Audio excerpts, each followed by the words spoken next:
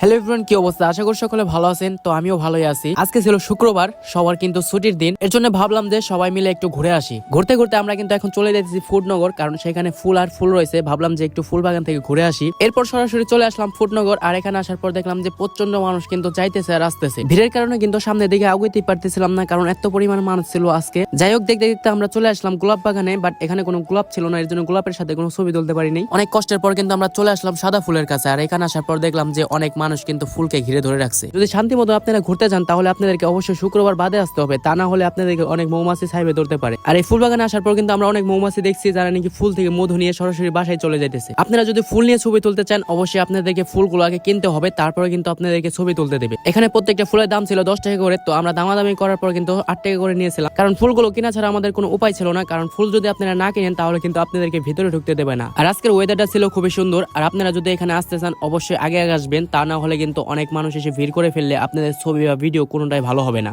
এরপর আমরা সকলে ছবি টবি তুলি, তোলার পর কিন্তু বাসার দিকে রওনা দিয়ে দেই। আর আজকের ভিডিও এই পর্যন্তই। সবাই ভালো থাকবেন। আল্লাহ হাফেজ।